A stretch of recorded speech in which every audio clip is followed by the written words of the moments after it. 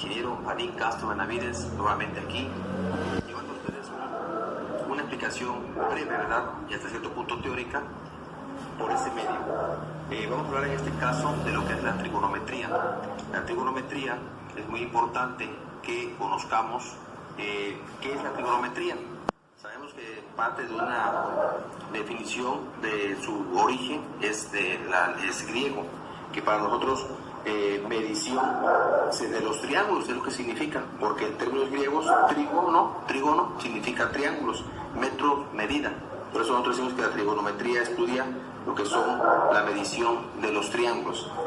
Bueno, es muy importante saber también que los triángulos tienen tres ángulos. Si estudia la medida de los ángulos, ¿verdad?, de los triángulos, ¿qué medidas son las que va precisamente a llevar a cabo en esa medición?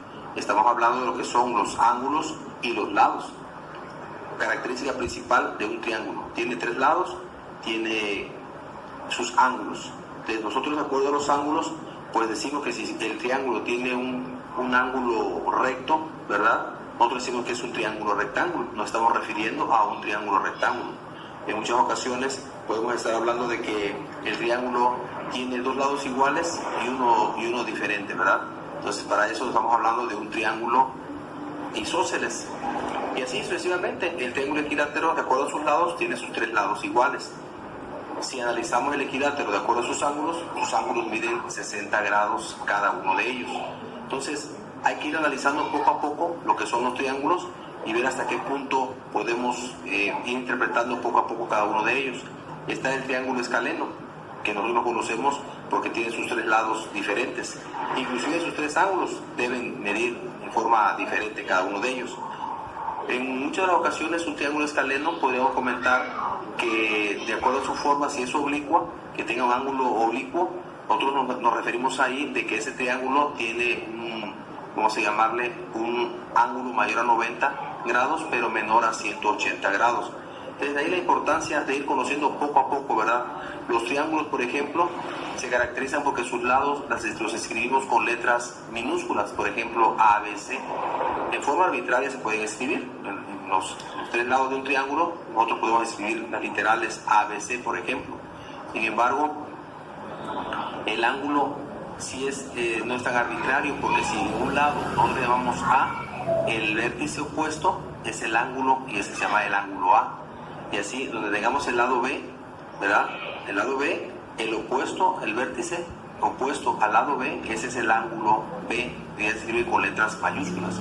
Los lados se escriben con letra minúscula. Los ángulos que son opuestos al lado, ¿sí?, el vértice opuesto al lado que estemos nosotros señalando, obviamente se va con letra mayúscula. Muy importante saber también que una propiedad, ¿verdad?, el teorema del triángulo, muy conocido, es un teorema porque ya está establecido. La suma de los ángulos internos de todo triángulo equivale a 180 grados. Esa propiedad es muy importante, conocer que de acuerdo a sus ángulos son isósceles, dos ángulos iguales y uno diferente es isósceles. Tres ángulos iguales, tres lados iguales es un triángulo equilátero. Entonces, es necesario conocer todas estas propiedades para que nosotros podamos manifestar y conocer el conocimiento sobre este tipo de triángulos, que es muy importante conozcamos.